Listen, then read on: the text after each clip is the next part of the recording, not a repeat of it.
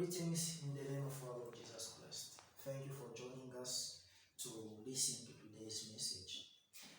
Our today's message comes from the book of Lamentation, chapter 3, verse 19 to 24.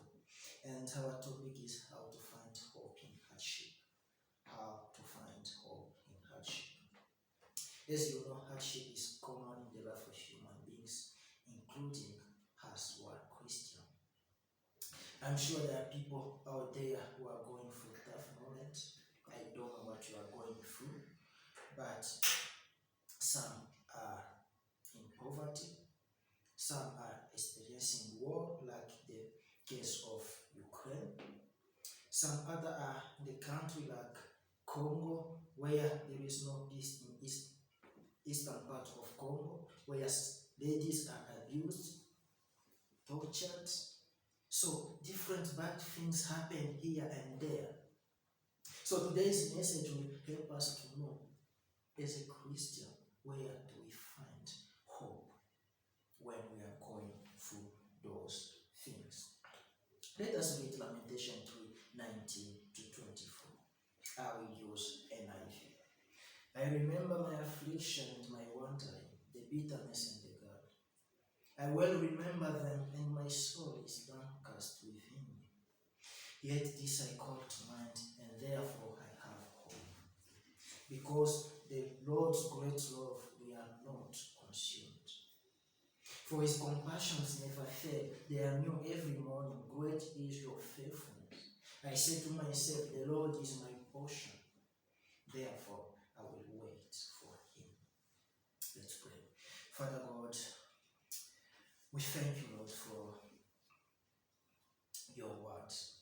I pray that, Lord, you may open the hearts of those who are following me from wherever they are, Lord, to be able to understand your word and also be able to obey it and live accordingly. I ask you, Lord, also to help me deliver your word faithfully so that your name may be glorified. Amen.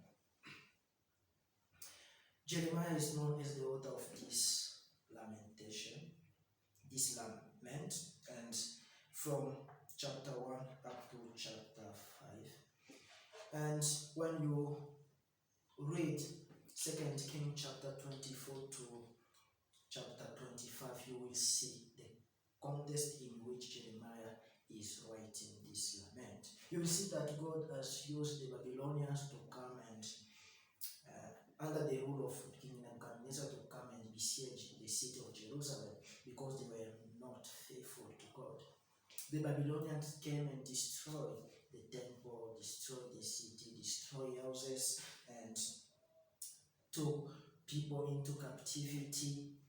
So the people were suffering, and even those who were taken in captivity, they found themselves at places where they don't have houses. So it is in this context that Jeremiah is writing. So this lament comes from this context. So when you read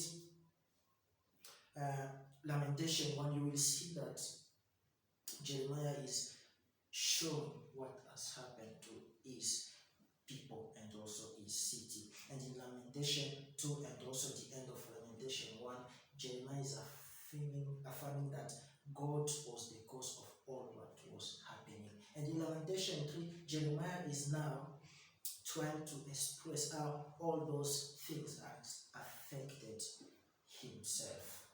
I've divided my text in three sections. Verse 19 to 20, remembering and recognizing that time.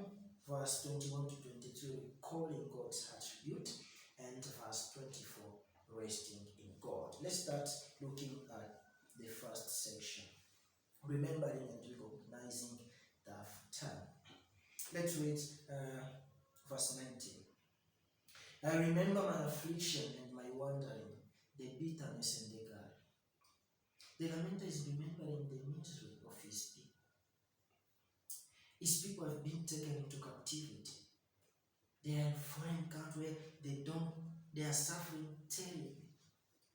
They don't eat, they are not eating as they are supposed to eat. In chapter 2, verse 11, the Lamentor says that infant and babies faint in the street, that is in Jerusalem, and priests were killed, prophets killed in the sanctuary. And even says that women eating their own children. Can you imagine the kind of suffering which led the lamenter to complain or to lament about the situation? It is like what we are seeing in Ukraine. Houses have been destroyed. People are fleeing from their cities to go find refuge. But where they are going, they don't find refuge, because where they are going, they find themselves homeless without a place where they can settle as they are used in their country. In verse 20, it says, I will remember them, and my soul is downcast within me. The ESV put it this way: my soul continually remembers it and is bowed down within me. The lamenter is not at peace in his mind. This sad experience is continually filling his mind. When he says that my soul is downcast within me, the lamenter is just expressing that he is in a state of depression. We can trace that even when we look in verse 17 and 18. My soul is bereft of peace. I have forgotten what happiness is. So I say, my endurance has perished. So has my hope from the Lord.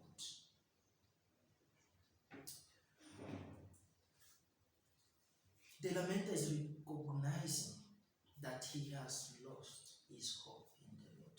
He has reached the peak of his misery. Hope in the Lord can be lost, especially while going through a tough time. Suffering can lead us to question God's love. Suffering can lead us to question God's care, God's protection to us who are his children. Suffering can lead us to take the word of God here and also what is happening in our life and try to think about God's promises, and we see no connection. Suffering can lead us to doubt about God's love. However, as you can see in our passage of today, all this brings more suffering. All this thought about what is happening in our life brings more suffering. It makes things worse. It brings depression instead of bringing happiness or peace of mind. Now, what are we going to do? Where are we going to find happiness, peace of mind, or hope? This question leads us to our second section, recalling God's attribute. The lamenter talks about his source of hope in the next 3 verses, that is verse 21 to 23. Yet this I call to mind, and therefore have hope. Because of the Lord's great love, we are not consumed, for his compassion never fail. They are new every morning. Great is your faithfulness. I say to myself, the Lord is my portion, therefore I will wait for him. The lamenter starts verse 21 with, yet this I call to mind. In other words, the lamenter is saying, despite the state, that is depression, in which I have put myself with my thoughts about what is happening or what has happened to my people and also to the city and the temple, when I recall all the following, what is coming next, to my mind, I have hope. Jeremiah is shifting his thoughts. He's now focusing his mind on the things that brings hope to him than the things that brings depression. What are these 3 things that gives the lamenters hope? The Lord. One, the Lord's great love. We can see that in verse 22. Because of the Lord's great love, we are not consumed. The English Standard Version says the steadfast love of the Lord. And when we read Common English Bible, says the faithful love of the Lord. And in Holman Christian Standard Bible, it says the Lord's faithful love. In King James, the Lord's mercy. The idea here is about a covenantal love of God toward his people. God loved them unconditionally. His love never changes no matter what his people are doing. Even if they messed up, God still loves his people. The lamenter can be able to identify the steadfast love of God in the midst of suffering. Second, God's compassion. God had the right to console them all. His people did not follow his ways. However, God decided to show them mercy. Instead of consuming them all, he decided to show them mercy, to give them what they did not deserve. The lamenter says his compassion never failed. I like the way it appeared in ESV.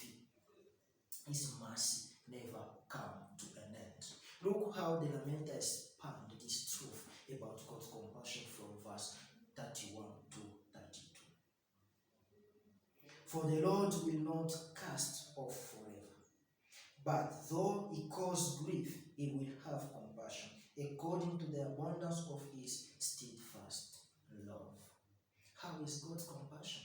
They are new every morning.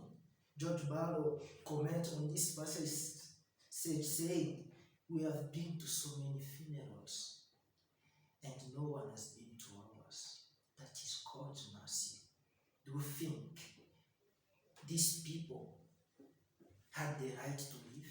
They have sinned against God. God was supposed to kill them, but God decided to show them mercy and to not consume them. We have different needs, and therefore he renews his mercy according to our needs every morning. 3, faithfulness of God. Great is your faithfulness, says the lamenters. God's faithfulness here in verse 22 refers to his persistence in his relationship with his people. No matter they are sinning against him, but God still wants to be in relationship with his people. Then our third section and last, resting in God. Verse 24. I say to myself, the Lord is my portion, therefore I will wait for him. The lamenter is using a metaphor here. The word portion describes something that belongs to someone. So it is like the lamenter is saying, Yahweh is all I have. Yahweh is real treasure, more precious than the riches of the temple that has been destroyed, more precious than the city that it loves. Therefore, he decides to wait on him. In another word, he decides to hope in him. We can also interpret this verse in the following sense. The word portion can mean a piece of land. For example, in number 18:20, God is telling Aaron that you shall have no inheritance in the land, neither shall you have any portion among them. I am your portion. Considering the context in which the lamenter is expressing his word, the aspect of being homeless, property was stolen by the Babylonian, this verse can also be understood as if the lamenter is saying, the Lord is my refuge. The only place I can take refuge, the only place I can find hope. Now, is all this relevant to us? Of course, yes. All of us at some point experience or go through different kind of situation, hardship, suffering happening in our life. As a Christian, where are we going to run to and find hope? It is when we look to the Lord. It is there where we take refuge and find hope. In the Lord and the Lord only. But remember, you can recall something you have seen and heard about. Read about and touch. In other words, you can remember something that got into your mind in the past. Therefore, if you don't fill your mind with the knowledge of God, then it will be impossible to you to look at him and find hope. Brethren, look to God. It is where we find hope. Some other places, we make things to become worse. Thank you, Lord, for your message. Help us, Lord,